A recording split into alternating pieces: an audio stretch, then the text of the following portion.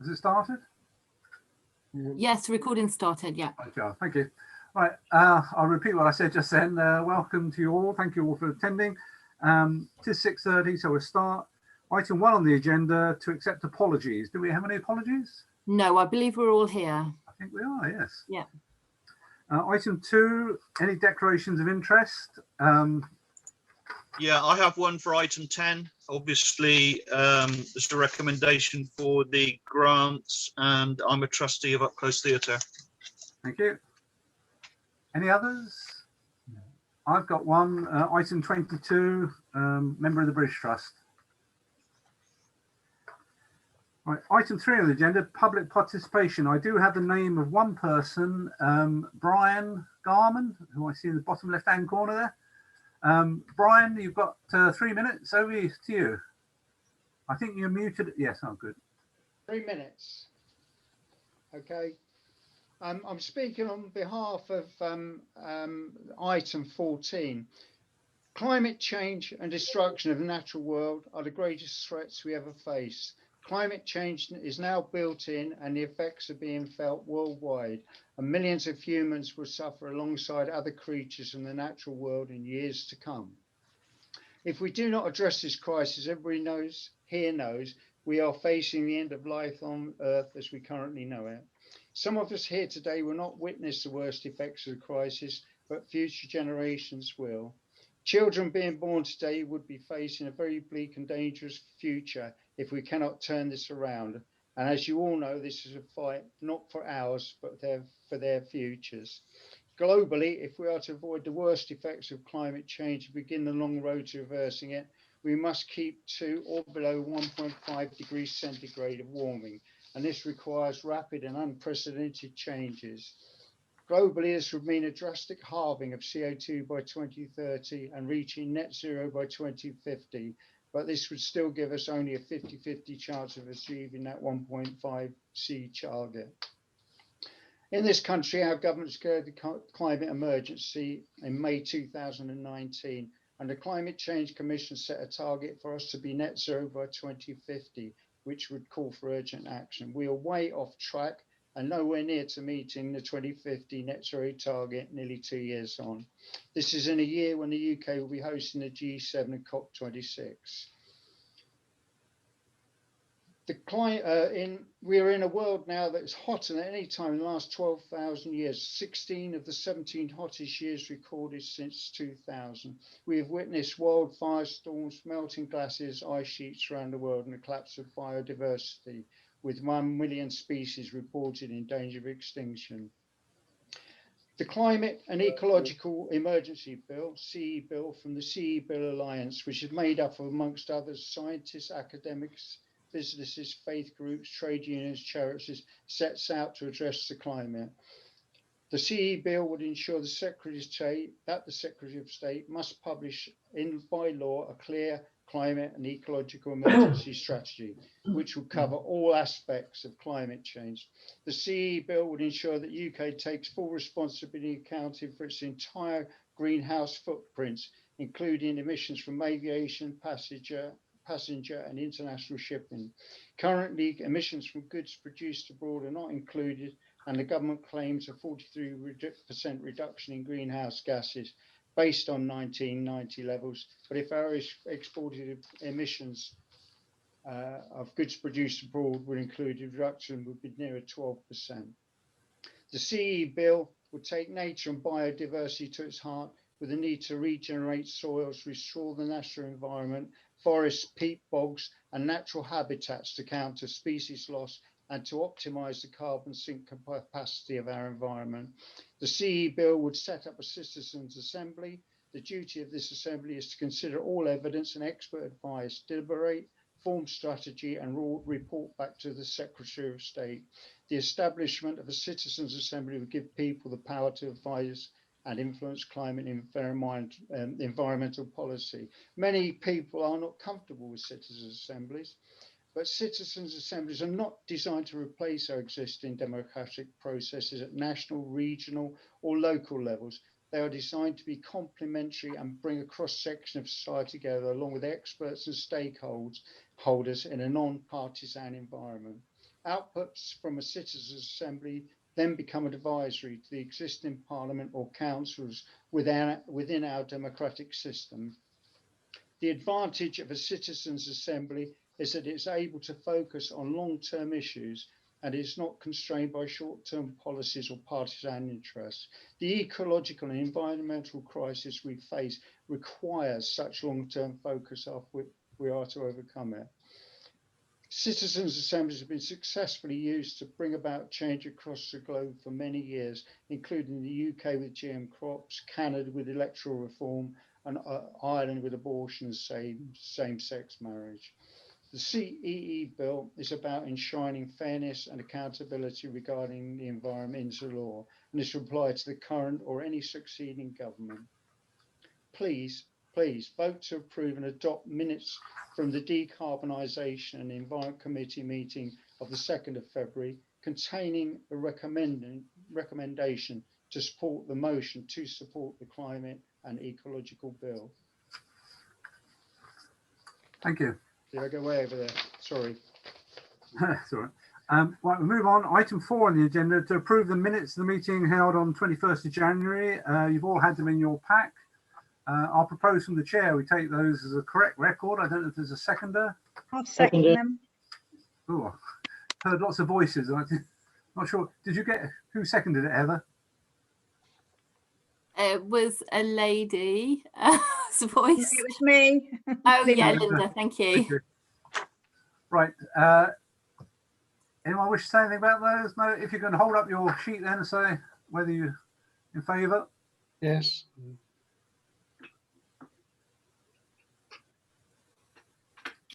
Looks unanimous. That's unanimous. Thank you. Yes, thank you. All right, move on then. Item 5 on the agenda, accounts. The latest list of these was sent out today. Anyone wish to say anything about the accounts? No? All right, I'll propose we accept these from the chair. Any seconder? I'll second it, Peter. Thank you, Doug. Right, all those in favour, if you can show. Yes.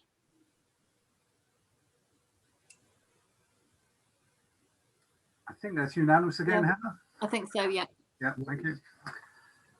Right, item 6 on the agenda, to receive a report from Inspector Sean Keneally. Is he not here? He hasn't arrived at the meeting yet. Ah, right. Would it be all right if I interrupt then briefly in case he arrives? I've got, sorry to interrupt. I did have my hand up, but I don't think you saw. Can I just raise something about the minutes as a matter arising from the minutes? Is that All right. okay? Yes, yes. All it is about the surfboard notice of motion. It's just to update everybody that Heather and Leslie were brilliant sending out letters to everybody, and letters went to Morrison's, Tesco, Aldi, Lidl, Asda, the original factory shop, Pound Stretcher, BJ's Value House, B&M stores, the co-op, and to Affinity Devon to go out to the shops on their complex. We were really pleased because I don't think any other or many other local councils have actually sent letters out to all the shops. Tesco have replied saying that they definitely won't be selling the surfboards in their Bideford store. And a letter also went to Geoffrey Cox, or someone replied on his behalf, saying that they've written to the Secretary of State for the Environment, Food and Rural Affairs to raise the issue and ask what steps central or local government can take to alleviate the problem. And they said they'd get back to us when they hear from DEFRA. Thank you. Thank you for the update, Shirley. Thank you for our staff for doing that. Right, well, I'll hold Inspector Keneally over. Hopefully he will join us. We'll just change the order of business when he arrives. Roger. So number 7, we're going to have a short presentation from Tony Watkins about plans for the rollout of fibre broadband to Bideford. Rightio. Okay, yeah, if I just share my screen here, hopefully everyone can see that now. Yeah. Yeah, ideal. Okay. I'd like to thank everybody for your time tonight in giving Clive and myself a short window to give you a brief overview of the activities of Airband and reasons why we're bringing obviously fibre into the community. For some reason I can't click down on that. Let me just start sharing that again.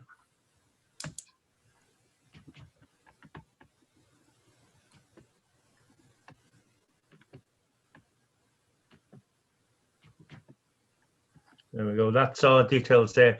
At the end, Clive will send you a copy of the presentation as well, so that you've got our contact details on there. Quick overview of about Airband, about the benefits of fibre to the premises. That's what we call FTTP. Typical costs that we're looking to offer, and any frequent asked questions that you've got, we'll try and take them at the end. So Airband, we've been going just over 10 years now.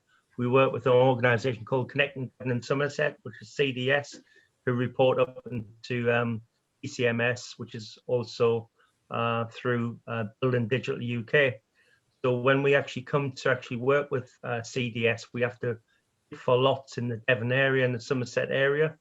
And when we're successful and win those lots, we have to then obviously bring the services to the rural communities, whether it's actually a full contract build or if it's a part build. We obviously have to work within existing infrastructure. So we work with BT Openreach, use their existing underground ducts and telegraph poles where necessary to provide access.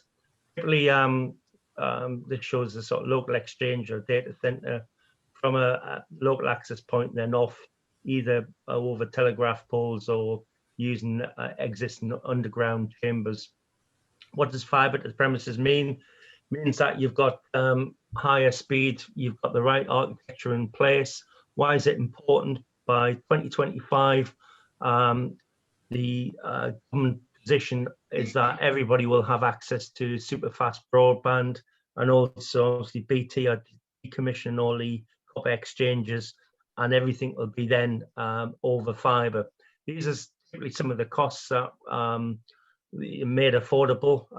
So you're looking at installation £24.99, monthly £29.99. And again, these are unlimited data speeds, so we don't put any cap on that. How does Bideford get involved? There's a number of parishes and town councils that we're working with at the moment. Obviously, South Moulton, Great Torrington, Weir Gifford, Ferry Cross, Bideford, Abertram, Instow, and we're having to bring obviously these services to the communities. The way Bideford gets involved is through registration of interest.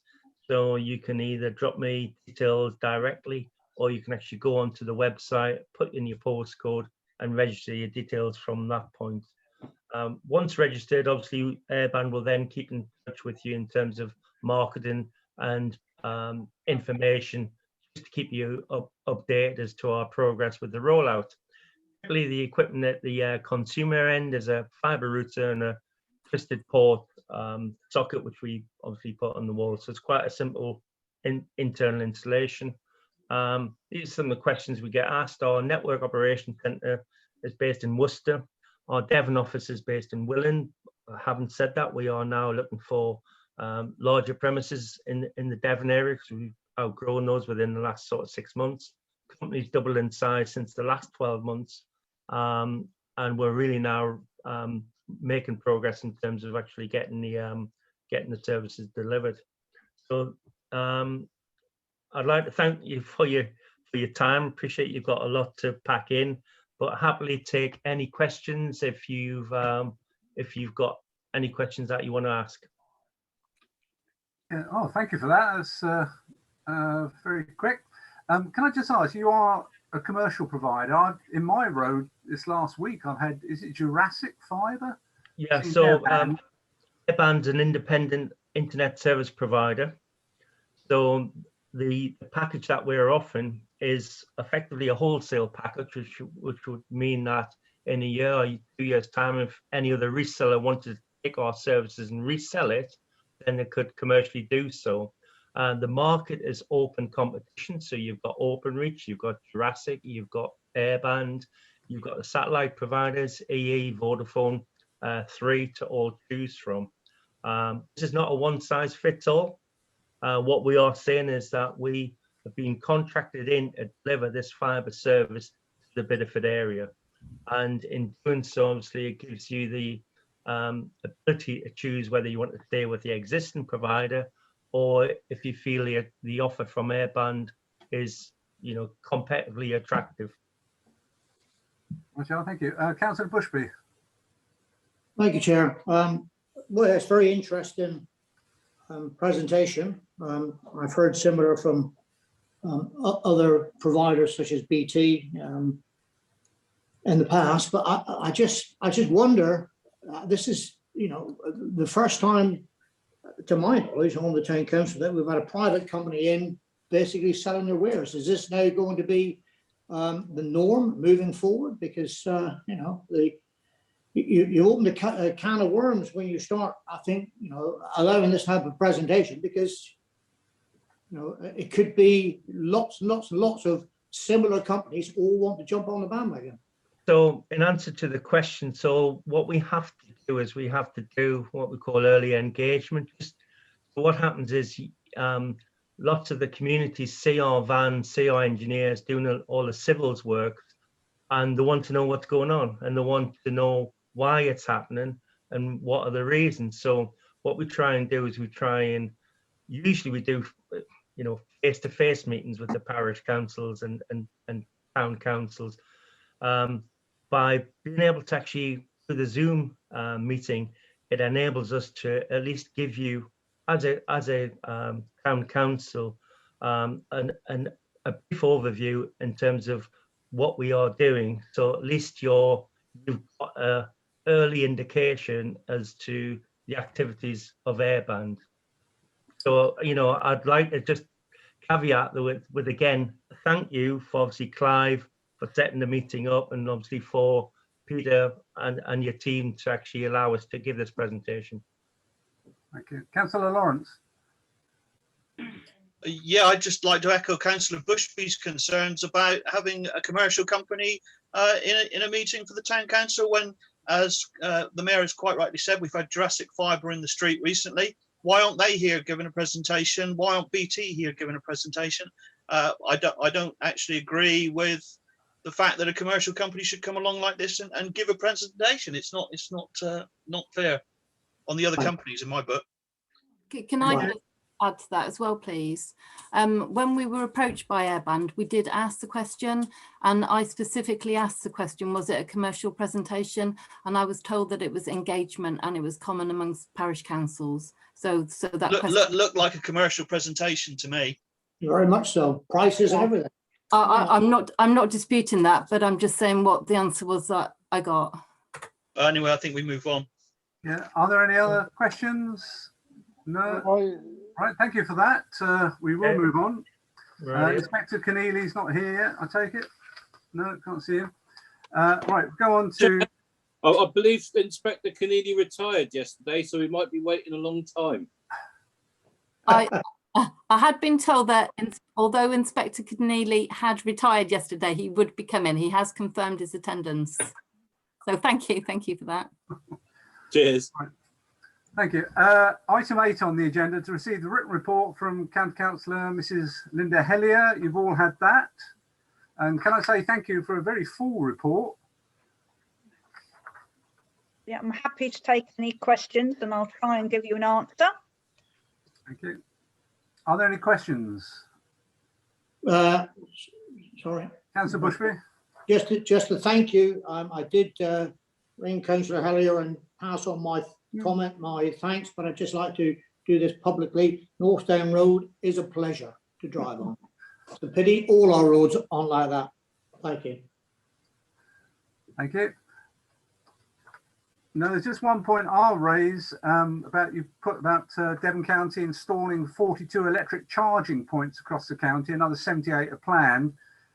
I've raised the issue with Torridge because although we do have electric charging points, we don't have any right in the centre of town, especially Homestone Street. I know it's not Devon County, but I'm just wondering if Devon County are looking for any on-street sites to serve all the people who live in town who don't really want to walk down to Riverbank Car Park and so on to charge their cars up. I can follow that up and ask. Thank you. Councillor Bushby, you got your hand up. I don't know if you... Yeah, it's another question. Yeah, thank you for the report. I should say it's very comprehensive. Could I ask Councillor Hellier if you could do your best to try and get the gully cleaner in and around the town, because there are again still several areas of the town which do flood quite badly when we get heavy rain. Can you give me particular examples, please? Because they're on a cyclical cleaning regime. I don't know if you want to give me them now or email me later. I'll email them to you. Yeah, but it's similar ones to before. Okay, but if you give me the list and I'll get back to you. No other questions? Oh, you got off quite lightly there, Councillor Hellier. Thank you. Item 9 on the agenda to receive communications from myself or the town clerk. I've got a couple. The first one is, you may have seen the budget yesterday. There was talk of money for towns. I did actually email Chris Fuller on Torridge immediately and ask, was there any more money coming for the future high streets, the second tranche? He did point out that the money in the budget had already been distributed, and he did make the comment they didn't have to apply for it. It was just given to them, unlike here where we've had to apply for ours. But he is hopeful there might be money in a second tranche, so we are going to work towards that. So we'll see what happens with that. The second thing is, you may recall when we gave our grants out, I did ask for some more money for the Carnival Committee.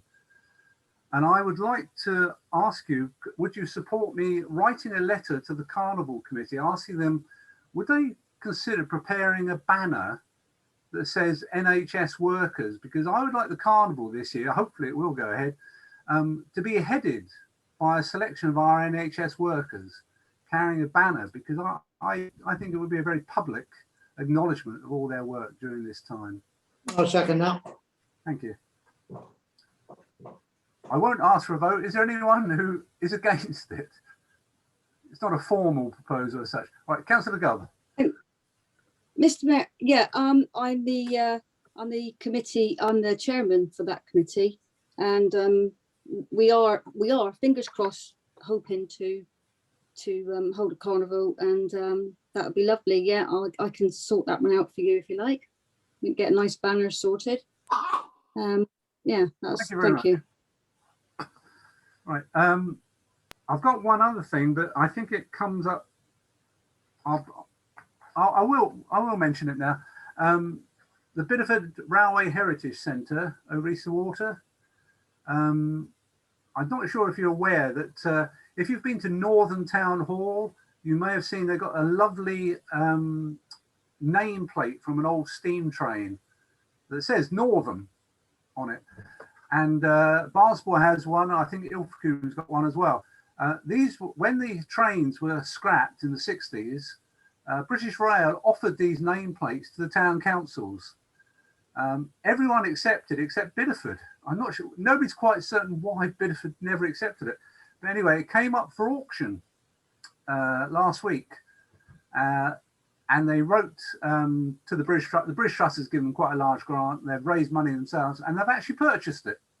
So it's coming back to Bideford, and it is quite an amazing thing, actually. So hopefully, I have pictures of it. I haven't got them here tonight, but it's quite a good news story that this small group over the Railway Heritage Centre has actually raised the money to buy this. Thank you. Heather, have you got anything? No, I don't have anything. Right, yeah. Right, we'll move on then. Item 10 on the agenda, Staffing, Finance and General Purpose Committee. I'll ask Councillor Bushby to take these. Thank you, Chair. This is the meeting on Thursday, the 11th of February. I'll take them page by page. So the first one numbered 88, 89, 90, 91, 92. I've got over the page, you've got the accounts, but they've already been agreed. We'll then move on to the Thursday, 18th of February. This was the grants meeting. Again, that one's numbered page 1 on the front. Page 2. You'll see Councillor on... Lawrence. Sorry, Councillor Lawrence, you put your hand up. Yeah, I just wanted to comment on the second meeting and obviously the grants and the New Year's Eve. I noticed we've sort of turned down the 27,000 they've asked for. Yeah. I just wondered, I wasn't there at the meeting, so I don't know what was discussed, but obviously within that grant was effectively 2 events. The New Year's Eve celebrations, which has put Bideford on the map for a number of years, and also the children's event up at the Pannier Market, which I think was a 4,500 request. I just wondered whether it had been discussed whether we could go back to the people who organised that event, which does do a lot for Bideford, to perhaps somehow come up with, rather than giving them the whole amount, why didn't we offer a figure to go towards them raising the rest of it? Particularly, as I say, with regards to the children's event in the Pannier Market, which a lot of local families on low incomes do benefit from. Yeah. Well, I'll answer that, Councillor Lawrence, because the application, the 27,000 application was the total package for the whole event, for the whole day.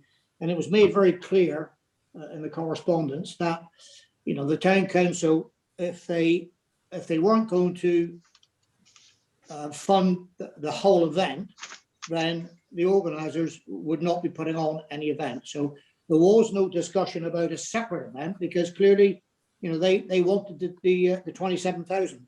I take the point you're making, but it would have been probably more relevant if it had come in with possibly 2 separate applications. There is a small contingency. All I can say to you is that if the people that are organising the event in the Pannier Market for the children, you know, if they put something together and put it in, you know, there may still be some time to actually accommodate them in some way, but it will use up a significant part of the contingency budget. Can I just ask, was it the committee's, I mean, I know that the monetary value involved is big, and obviously that was what in the end made the decision about not providing the funds.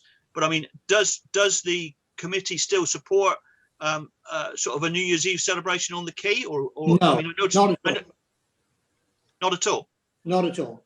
There is no appetite for supporting the New Year's Eve event on the town. I mean, if you think back, you know, 20 plus years ago, you know, when it was a sort of more of a spontaneous public-led event, that was back in the heydays when it was very, very busy. You know, when the local authority got involved and then the town council, you know, it was dying a slow death. And then obviously last year, when it didn't happen at all, obviously that was like the final nail. And it was felt by everyone around the table that, you know, it had died a natural death. You know, it was, you know, there's nothing like as many pubs in the town. You don't get the people down on the quay, even at midnight. I used to be crowded with thousands down there. You know, the last few years, we've seen nothing like that number. And it was felt that, you know, we couldn't justify that kind of expenditure, you know, any longer. And, you know, clearly the 27,000 was, if you like, the straw that broke the camel's back. But you've also got the issue of the fireworks, which gives us, you know, a lot of grief as well.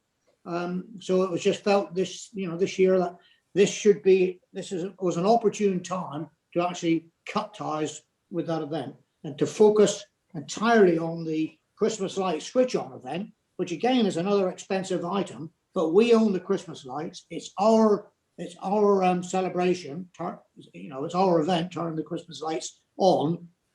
So, you know, we're focusing fully on that and not the Christmas Eve. But it's not our event, is it? The Christmas lights switch on. It's run by somebody else. The Christmas lights are ours, but the event.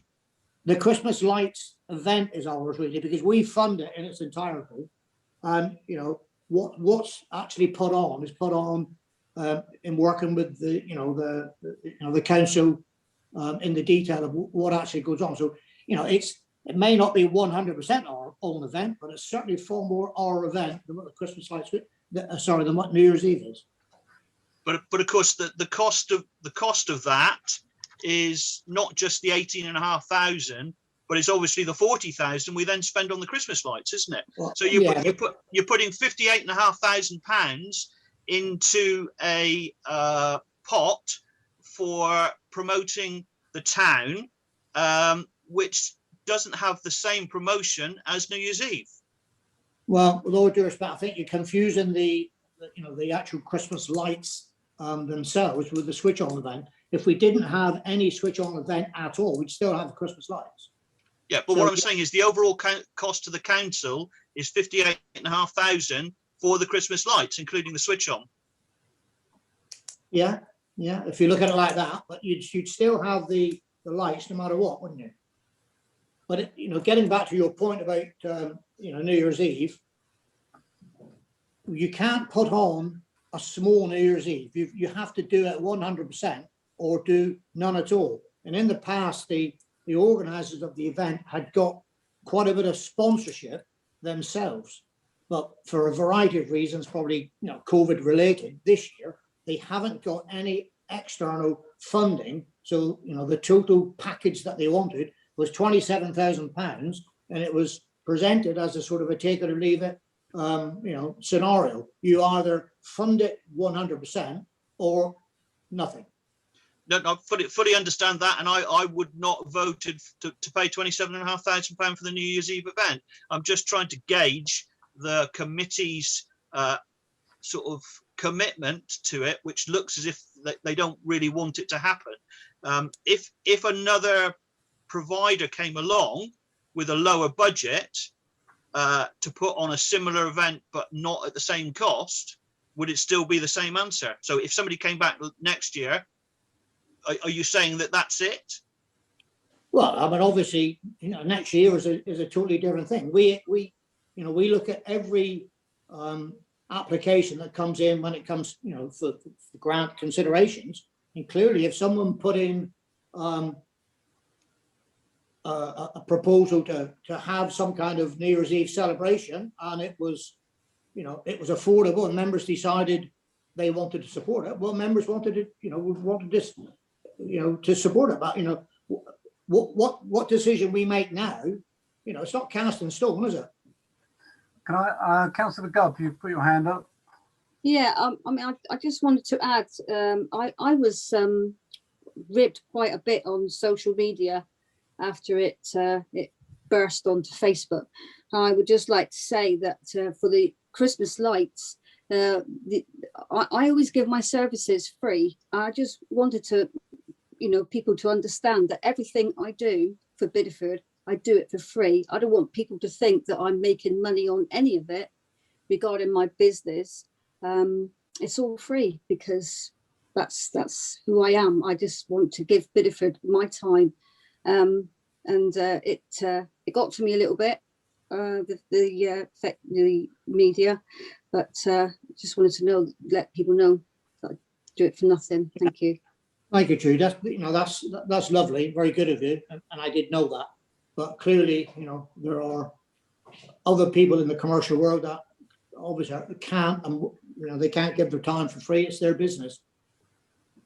Do you want to carry on, Councillor Bushby? Do you want to carry on with the minutes? If Councillor Lawrence is satisfied with the reply, yes. Yep.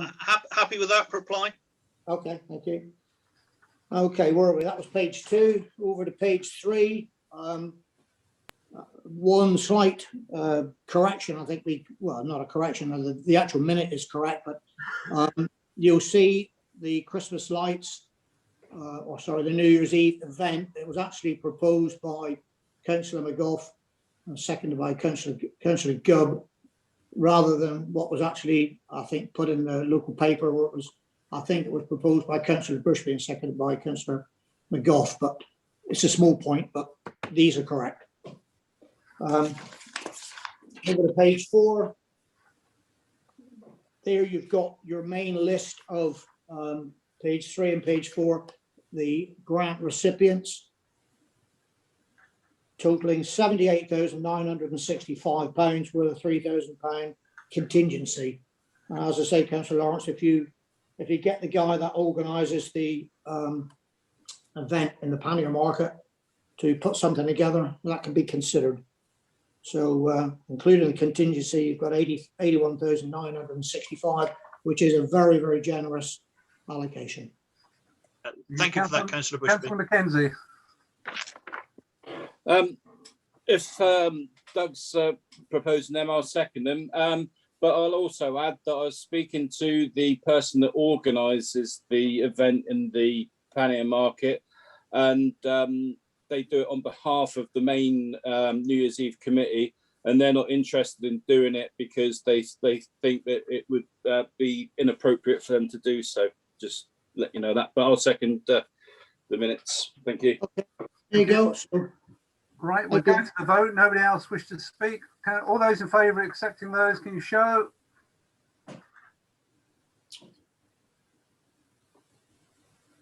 I think that's unanimous. Yes, thank you. Right, go back to the agenda. Item 11, Planning Committee. There are 2 meetings. I'll go through those. The first one on 27th of January. I'll go through them one by one if you want to say anything about specific planning applications. 23, 24, 25, 26, 27A, B, C, D, E. Oh, sorry, Councillor Bushby. so I just wanted to give my belated apologies, Mr. Mayor. I completely forgot about the meeting. Right, thank you. Where was I? D, E, F, G, and 28. I'll move on to the next meeting. This is on 17th of February. 29, 30, 31, 32, 33, on my page, 33A, B, C, D, and 34. I beg to move. I'll propose them from the chair. Is there a seconder? I'll second them. Thank you, Shirley. Right, all those in favour, if you can show. Yes. Yes. That's unanimous. Thank you. I will just add that a lot of those are very small. We heard at Torridge's planning meeting this morning that at our next Torridge meeting, we had 3 planning applications today. One of them was only there because it was a relative of somebody in the planning committee. The other one was fairly minor, and the other one was pretty important, but not terribly important. But at the next meeting, we have 15 planning applications. Including possibly Brunswick Wharf. We're not certain yet. We may have to meet over 2 days. Whether this is a result of COVID, that people are saying, oh, at last we can move ahead or not, we don't know, but there is a lot coming down the line. Right, I'll go back to the agenda. Item 12, this is the Market Committee. If Councillor Mackenzie could take those. I'd love to, but I don't seem to have them in my pack. I don't either. No, nor I. No, right. They were a follow item. They've been emailed. Okay, hold on then.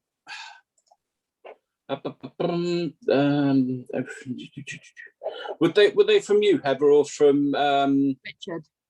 Richard? I think Richard emailed them on Monday. I remember sort of like approving the draft minutes. Draft payment cancel. They were emailed on Monday evening, and I think I sent them again yesterday when I was providing Mr. Garman's. Oh, I've got them. So, okay then. I suppose I'll have to read it out, won't I? So then. Beg to move some minutes that were from Thursday, 25th of February. The items were apologies, item 200, 201, declarations of interest, 202, public participation, which one of the market traders, Mrs. Morgan, spoke at about the market rents mainly. We approved some minutes, 203, 204. There was a market administrator's report about that was to do with bringing some units up to scratch. 205 matters arising. We discussed the tenancy at will lease agreements. There were the accounts, 206, 207 fire marshal training, 208 tenant trader report, 209 COVID report. Then there were some confidential items in part 2, and the accounts. I don't know who's got sight of these minutes, but I'll take any questions that anybody has. Other than that, beg to move. I'll second them. Thank you, Linda. Do you have any date for reopening the market? Well, there's a road map set out by the government, which is aspirational. What was the date, Richard? Was it 21st of April? Be the 12th, wasn't it? Oh, forgot my numbers mixed up. Could have been 12th, yeah. So it's week commencing the 12th, but of course the first market day proper is the Tuesday, so that would be the 13th. Thank you, Richard. But that's aspirational. I mean, if anything changes in the meantime, that could be put back. So hopefully, fingers crossed, that'll be the date. Thank you. Right, it's been proposed, been seconded. Can you show if you accept those minutes? Yeah. Yes. Yes, that's unanimous. Oh, Peter, you're abstaining, obviously, because you're a market trader. Trevor, did you? Thank you. That was unanimous, apart from one abstention then. So not really unanimous. Right, I'll move on. Item 13 on the agenda, Tourism Committee. If I can ask Councillor Gubb to take that. Thank you, Mr. Mayor. This is the Tourism Committee meeting held on Tuesday, the 26th of January. I'll go through the pages, page 40, 41 and 42. I beg to move these. Thank you. Is there a seconder? I'll second them. Thank you. All those in favour, if you can show.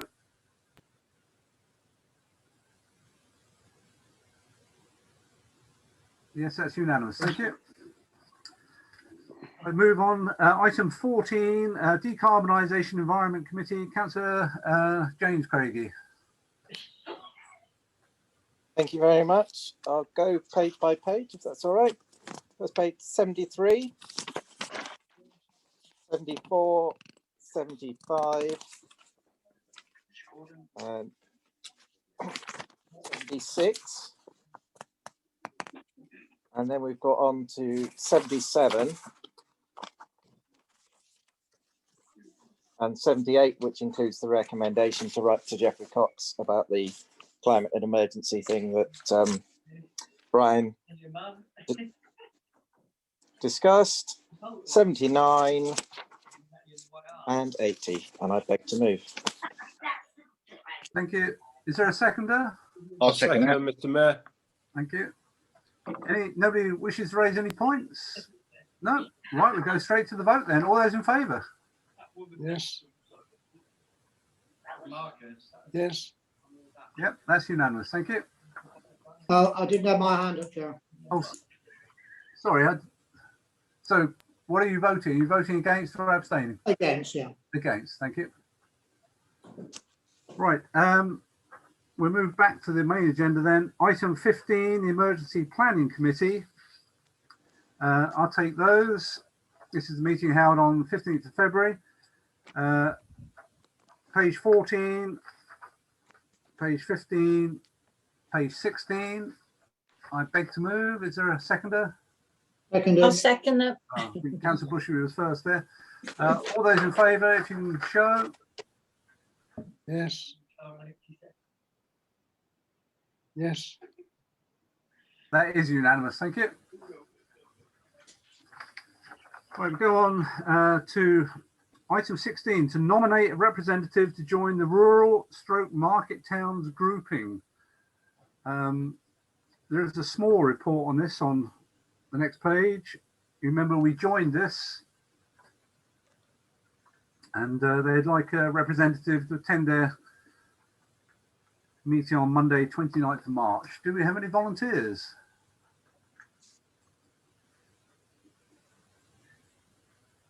No.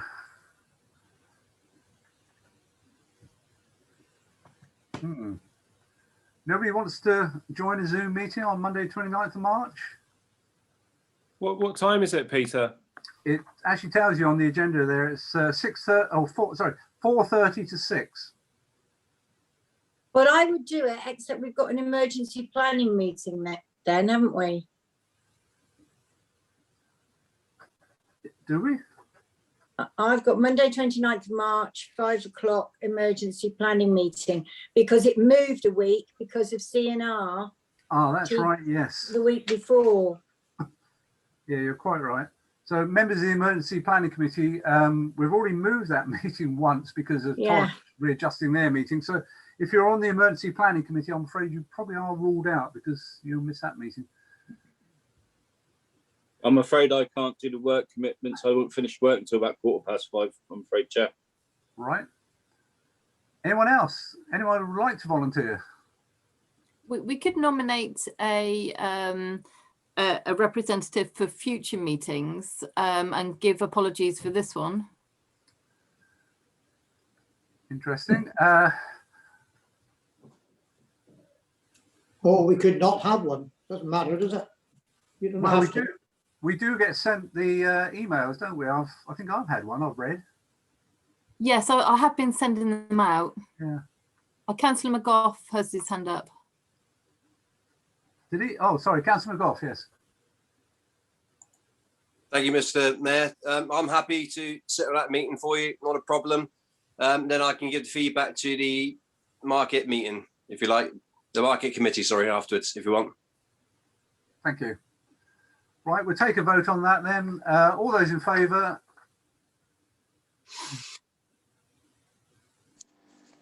Yes. That's unanimous. Thank you. I'll send Councillor McGough the Zoom details. Right. Sorry, Chairman. Yes. Sorry, excuse me, I do wonder. I mean, Councillor McGough has just said that he'd give feedback to the market meeting, but I don't think it's actually the market issue. It's just the rural and market towns, isn't it? It's just that Bideford's a market town. I'd have to think it's specific for the Market Management Committee. I think it's just a generic title, isn't it? I don't think it's coming our way, to the Market Management Committee.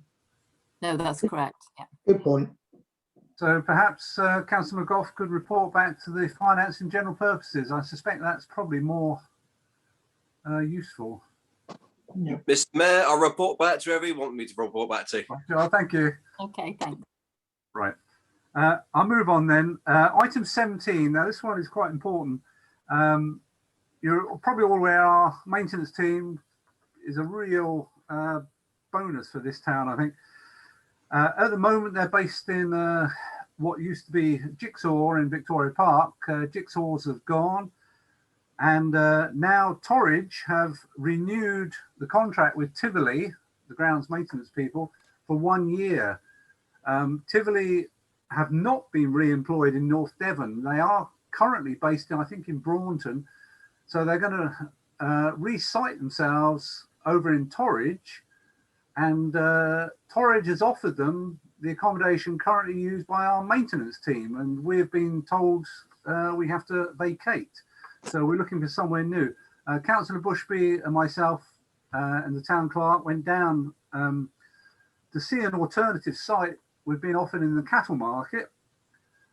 It's not ideal, and our maintenance men are looking around for something else. But Councillor Bushby, you put your hand up. Thank you, Mr. Mayor. Just to bring you up to speed on developments, you're absolutely right. We can relocate part of our operation, i.e. the container, down at the cattle market site. But today, Andy, our maintenance supervisor, and Richard, the deputy town clerk, and I went to Clovelly Road Industrial Estate, or Dadden Moor, to visit Darren Sparry, who's recently acquired a double unit next to his existing operator base. It's a lovely big unit, and he's offered it to us with a mezzanine upstairs to use as well in the interim period. So I think we'll be taking up on that offer. So that just takes the pressure off the immediate pressure anyway. And it's open-ended. He's in no particular hurry to use it himself. He said you can stay there as long as you like. Clearly, he will be in contact with Heather with regard to the cost, but knowing Darren, it'll be reasonable. He does look after the town council very well. And in the meantime, we will be looking to find a permanent base for our operation. Thank you. Thank you. There is actually something on the agenda. It does say to agree an in-principle budget for a move to a new facility. Now, that was when we were talking about possibly buying our own. I take it that no longer applies at the moment, does it, Councillor Bushby? Well, not this particular moment. We haven't got anything specific that we can come back and say this is what it's going to cost.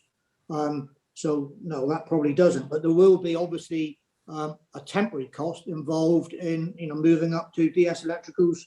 We're not going to get it for free, but I'm sure it'll be quite reasonable. Thank you. Right, nobody wishes to say anything? No, we'll move on then. Item 18, there's a notice of motion from Councillor Heron about a pancake day race. Is there a seconder for that? Thank you, Councillor Corf. Right, Councillor Heron, over to you. It was just went through my mind. Shrove Tuesday was only a few weeks ago, wasn't it? And I just thought, what could we do in town? And the bridge is a perfect track, isn't it? Really, running track for said pancake races. We all know what they are, don't we? Yeah. We could have different categories. It'd just be a bit of fun, I think, once a year. Right, Joe. Is that it, Councillor Heron?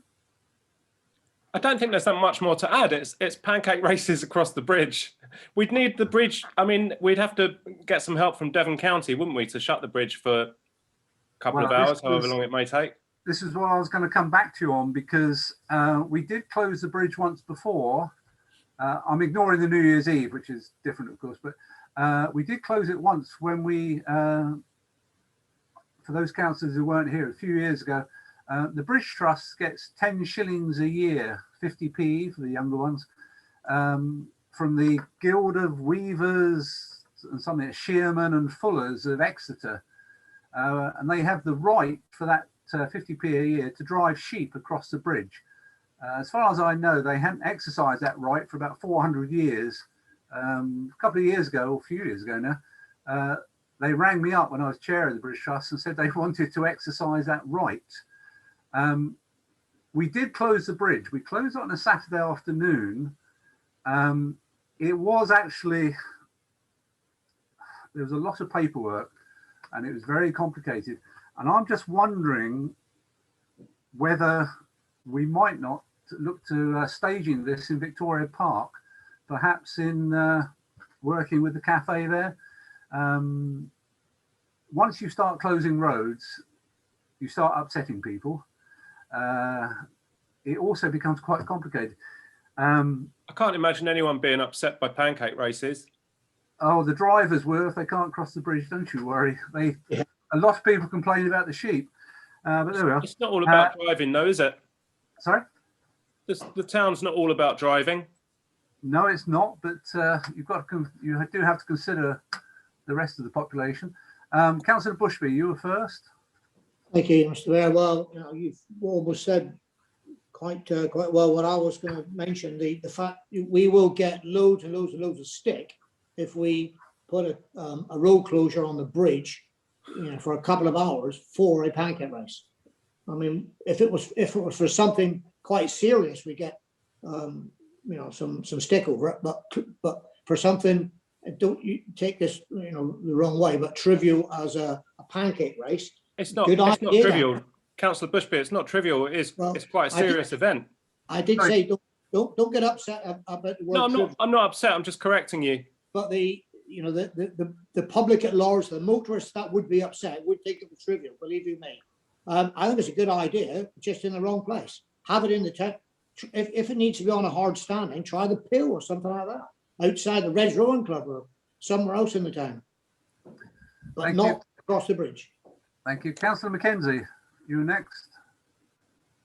How long would the event last? Is this just like a half day, couple of hours? Just Couple of hours. It's not a marathon. There'd have to be quite an expensive diversionary route put in. It's just not at the no cost. There's quite a substantial cost, I'm sure, that Linda's probably going to come up with as well.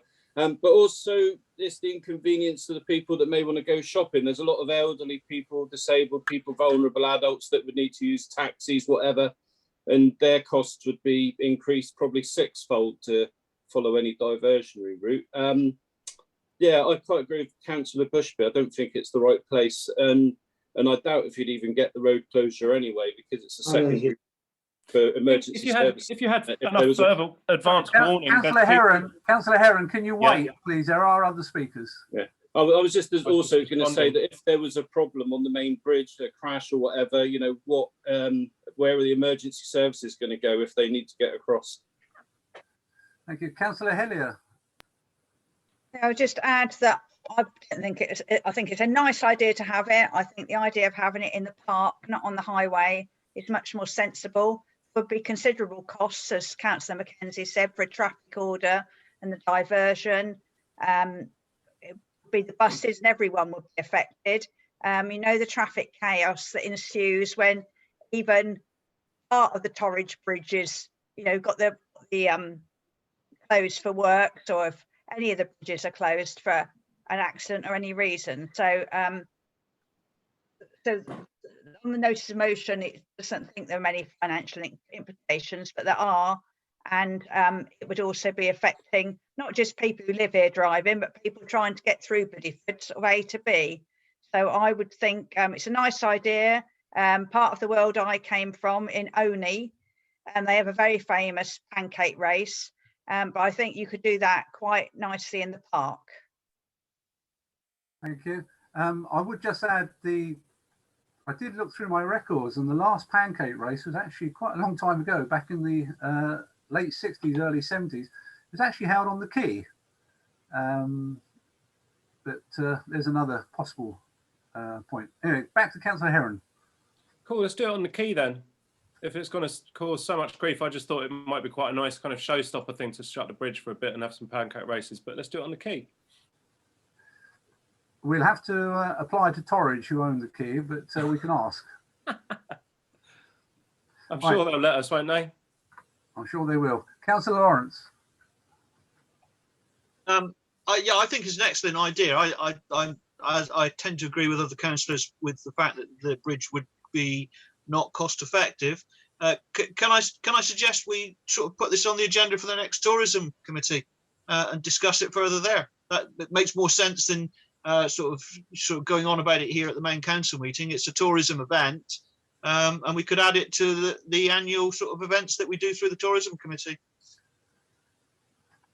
Right, I'm getting the feeling that everyone's in support of the idea, but obviously it needs to be refined as to where. So there is a motion before us. It has been proposed, it has been seconded, so I will go to the vote, but I see what you mean about moving it to tourism. I think that's the ideal place to go after we've voted on it. So nobody else got their hand up, so we'll go to the vote. All those in favour of accepting the race in principle and then asking tourist board to have a look in detail. Right, can you vote, please? Oh, sorry, can you just... So we voted. We're not voting for it to be on the bridge. We're voting for it to be an event, are we? Because the motion is for it to be on the bridge. Yeah, Councillor Heron has just said he'd like it on the quay now, or we could look at Victoria Park. We don't know yet, but Councillor Heron. I can understand the importance of cars to so many people, but I do think I'd just quite like to say that we do need to start thinking about shared space, and you know that these streets and roads are for everyone. That's right, Councillor Inch. They are for everyone. Sorry, I could see you nodding your head. But you know, if you want to get an ambulance over the bridge and people are on it, you create a red route. That's what most people do at concerts and festivals. It's not as hard as you think. You know, Councillor Heron, I don't mind moving it, No, can to, I ask your motion? thing, and that's what we're voting on, isn't it? I Okay, think. Councillor Heron, your motion at the moment reads, it is across Bideford Bridge. Do you want to amend your motion? Yes, yes, because it's obviously not going to go through if it's on Bideford Bridge. So I will amend it. To hold races either in the park or on the quay. Yeah. Right there. And does your seconder wish to support that? Yeah, thank you. Right, everyone understand what we're, oh, sorry, Councillor Bushby, you got a hand up? Sorry, I didn't realise I had, Chair. All right. Right, everyone clear what they're voting for? We're voting for the principle of holding a pancake race, but we have yet to decide where exactly it will be held, either the park or the quay. Everyone understand? Yeah. Councillor Mackenzie, you put your hand up now. I was just going to raise that Councillor Lawrence said that, you know, it might be practical to send it to the tourism committee. Is that a counter proposal, or is that just something we can do? You know, if we defeat this motion, can we, you know, send it to? Right, I think whether if the motion goes through, unless Councillor Heron's going to run it himself, it's going to have to go to tourism. Oh, okay. I think you're correct, Councillor Lawrence. Fair enough. Yeah, right, we go to the vote then. All those in favour? Yes.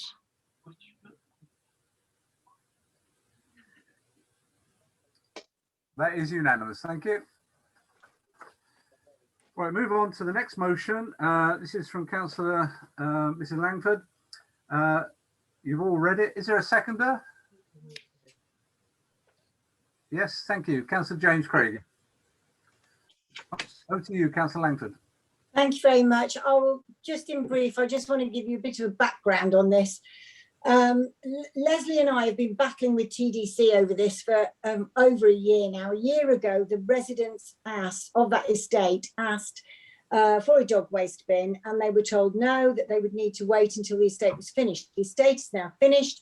Numerous residents would like a bin and complain about dog mess, etc. And TDC initially replied that they expect them to cross the road to Asda and use the bins there. They've said that they're working at capacity and they don't want to put out any more bins anywhere particularly. And I suspect if they feel if they put one bin there, then that means they've got to put more elsewhere. I don't know. All the emails that Leslie and I have received, we have forwarded to TDC, but they've replied, no, for now. What they want to do is increase the visits by the environmental protection team in the first instance, as they feel from reading the emails that the main issue is the dog fouling. Basically, that has left quite a lot of unhappy residents. I feel as if I've done everything I can. I've asked for a bin to be put there. It's been refused. The town maintenance team have been brilliant. The town would pay for it, I believe, and the town maintenance team have researched where to put it, but the answer is still no, and they would put it there. And now I know it's the responsibility of owners to look after their dogs and clean up after them, and they don't necessarily have a right to a bin. And I appreciate that dog licenses, if we still have those, would contribute to the cost, but we haven't got them anymore. But I also feel that if new estates are put up, that we need the infrastructure. All we want is one dog waste bin on that road. And I'm not sure where else to go with this, apart from this notice of motion, in the first instance, sending a letter to them, asking them to reconsider. Thank you. Thank you. Councillor Bushby. Thank you, Mr. Mayor. Well, yes, I agree. I certainly support the letter to Torridge. I'm not sure whether it's actually policy. Certainly not Torridge District Council's policy. It's certainly the view of the waste and recycling manager that they're at capacity in terms of emptying the bins. And you're absolutely right, Councillor Langford. Our town council guys will put it up. We've got one left apparently. We did have quite a few. I think we had 10, so they've all been put up. But you make a very good point about the developments that are going on within the area. If you start putting up hundreds and hundreds and hundreds more houses, you've got to be flexible to have more bins. Otherwise, we all get complaints about, dog mess, etc., etc. And as I did write to or email Richard Haste only yesterday, I'll copy you in on the email, Councillor Langford. But I did say to him that, we all get complaints about this issue. and a lack of bins leads people to point the finger at the local council. So whether it's the town council or Torridge, you know, we all get tarred with the same brush when there are no bins. So at the very least, we need to put the bins out and they need to be emptied. So I totally support this, and I'll do what I can. Thank you. Thank you. Councillor James Craigie. Thank you very much. I just wanted to say that Richard Hayes should be coming along to the next Decarbonisation and Environment Committee meeting. Specifically, we're talking about recycling, but we're also looking at our response to the County Council's waste consultation. I think it's be an opportunity for Councillor Langford to come along to that and ask a few awkward questions for Richard Hayes. Thank you. Very useful to know that. Thank you. I'll let you know as soon as we've got a date confirmed for it. Thank you. Right, I've got no other speakers, so we go to the vote. It's been proposed, been seconded. All those in favour?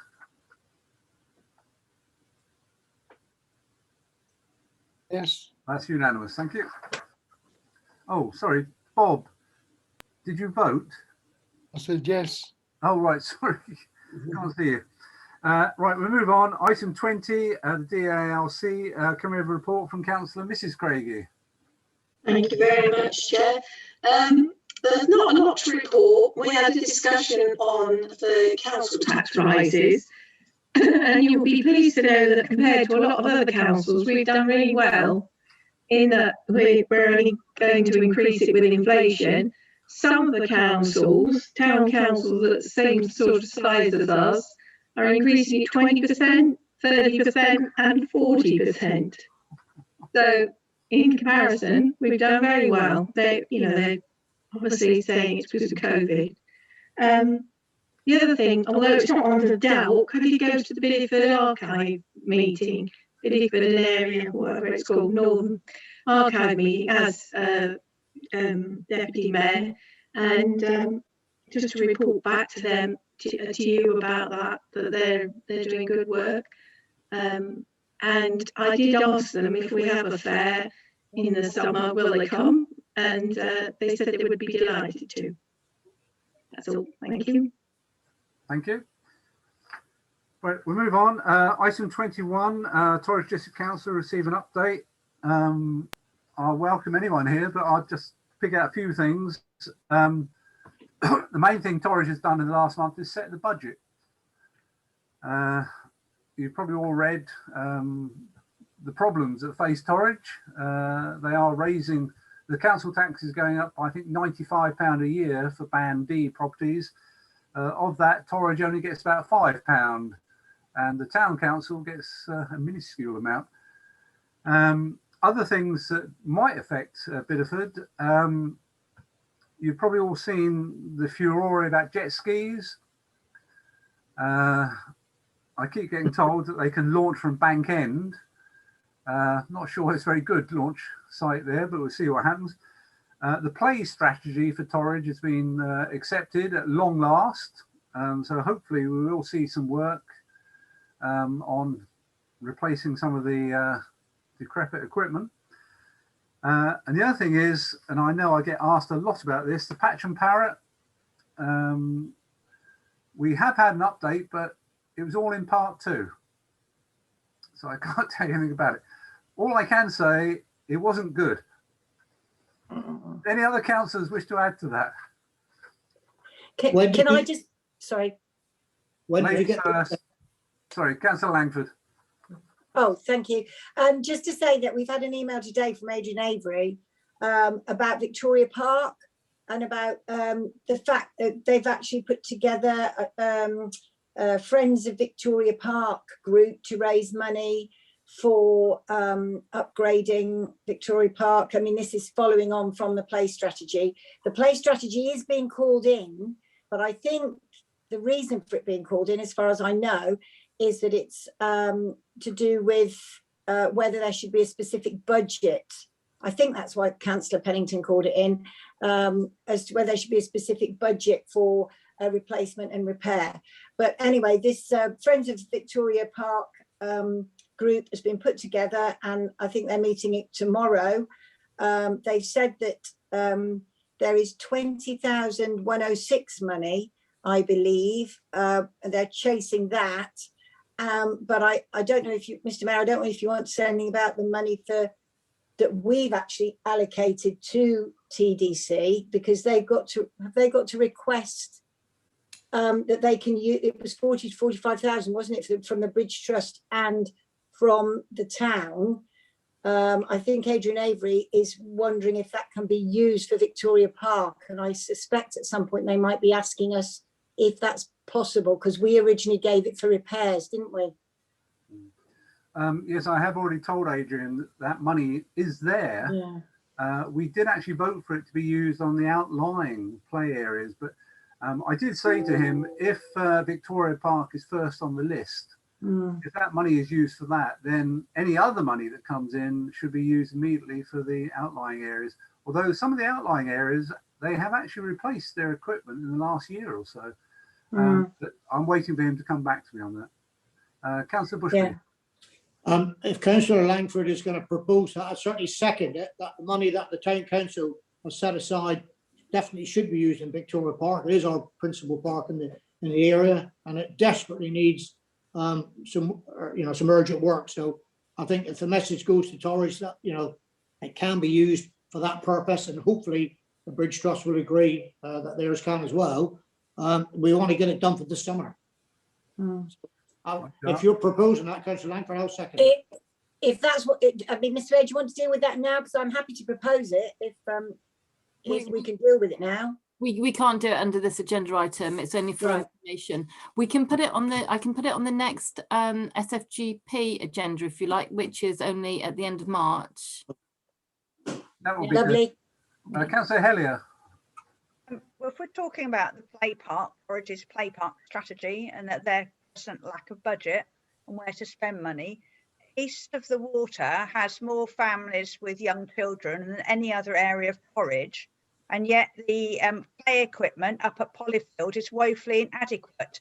There's one swing for little children in this very tiny enclosure, and one sort of climbing thing, and then there's a zip wire for bigger ones. It's really inadequate when you've got so many families, and it's an area of social deprivation. So I think that should be at the top of people's list as well. Thank you. I will just explain that with Victoria Park, they're looking to set up a sort of local citizens group to help raise money for it, much along the model they've done in Torrington, which was very successful actually. So there may well be scope there for setting up another group. Right, any other councillors wish to say anything about Torridge? No? Right, I'll move on then. Item 22, the Bridge Trust, obviously still meeting by Zoom. Our income last month was £60,000. We spent £31,000 on our estate. We gave £30,000 in grants. We have total unrestricted cash at the moment of 795,000. We gave 3 individual grants. We gave 2 grants to organisations, including the one to the Railway Heritage Centre I mentioned. And we are restarting the business startup grants on April the 7th. So we're restarting those. Any questions about the Bridge Trust? No? Right, that's the last item on the agenda. So thank you all for attending. Fascinating meeting. Thank you. Goodbye. Thank you. Bye. Bye. Thanks. Bye. Bye. Bye.